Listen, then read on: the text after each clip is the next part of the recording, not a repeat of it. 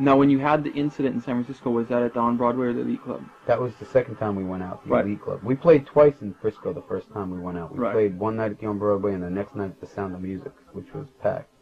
Well, it seems like a lot of people in San Francisco won't forget that incident because it's been so blown out of proportion. Well, that's why. It's been blown out of proportion. I think, didn't Johnny Thunders kill someone with his guitar in Frisco? I don't think anybody remembers that. Yeah, okay. And also, the guys from Fear had said that they hit somebody with their guitar, and I know the guys in Flipper used to regularly hit Well, just people. recently somebody played and they hit somebody in the head with the guitar, but I'm sure nobody's talking about it. Oh, really? Yeah. Yeah, well, there you go.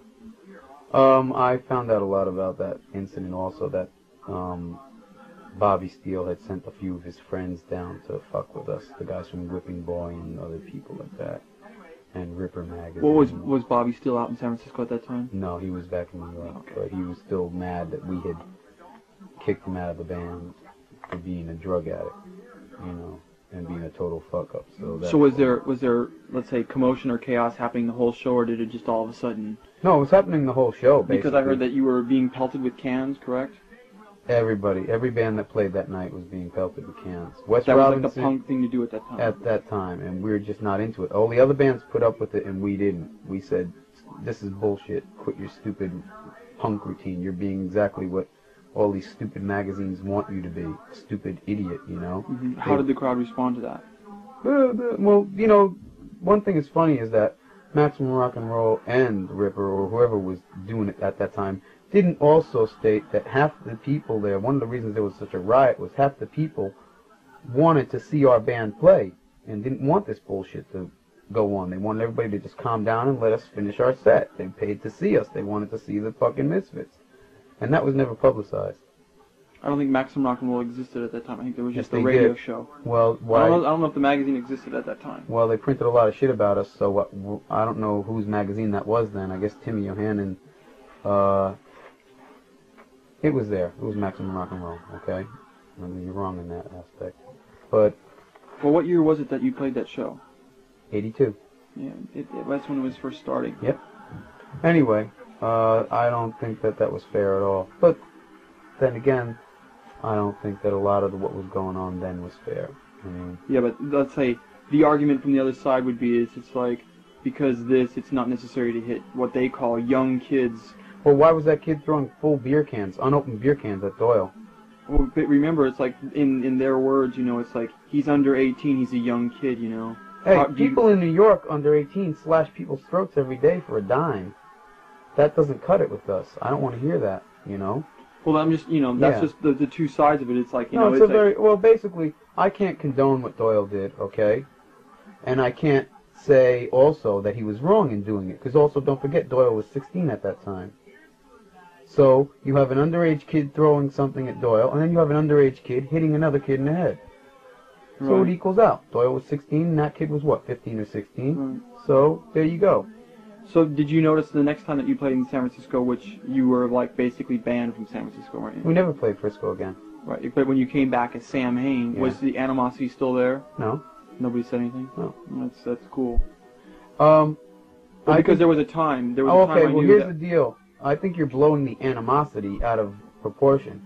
Basically, maybe a lot of the people you hung around with felt that way because they're the communist punks and the Timmy Not Yohannan. necessarily. No, I think so. Because yeah, you that's work true. for Maximum Rock and Roll. But it's true to also. But let me finish my sentence, Okay. and then you can say what you're going to say. Most of the people I knew from Frisco, and most of the people who wrote to me, and that's quite a few of them, had stated that they wished we would come back because they thought what we did was fantastic, that no one had ever stood up to these bully Marxist punks, okay, and these Nazi punks and stuff like that.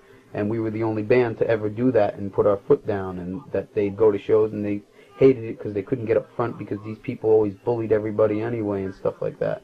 And a lot of people were totally into it. Also, I'd like to state that our T-shirt and record sales in San Francisco picked up dramatically after that incident. Yeah, well, I also, you know, I was told that if you wore Misfits shirts, that certain people would beat you up. For Certain ripping- people. and That's rip you to a pieces. group of like 10 people, all right, that would do that. Don't you think that's kind of fascist? That is. But that's you know, when you get into this kind of I think political realm where you're preaching one thing to the other, you forget about that other people do exist in the world and have rights themselves. Right. Well, and there it's you like go. you know, you don't do what we do, then you're not worth being here. Well, that's one of the arguments I always had with Maximum Rock and Roll. I would never tell them what to do, and I don't think they should tell other people what to do. Right. So basically, let's see. Is it true that you were charged off the stage then? Is that, or a big fight started afterwards? A big fight started. The whole audience was fighting each other for what was going to happen. The Misfits were going to play or they weren't going to play. It was total chaos. There was no security. We got Doyle off stage, and me, Jerry, and Googie were still playing. And we just said, this is bullshit. People in the audience were killing each other. I mean, like, violently fighting each other. And Wes said, I gotta get you guys out of here, it's just too crazy. And so we just walked off stage. Did you get paid that night? No, we didn't get paid that night. Nobody got paid that night, though. Wes Robinson, he beat the Meat Puppets on their guarantee. He beat us on our guarantee. He beat the Flesh Eaters on their guarantee. A lot of other bands played on your show? didn't get paid. Yeah. And so it was just total, you know, a total fiasco all the way around.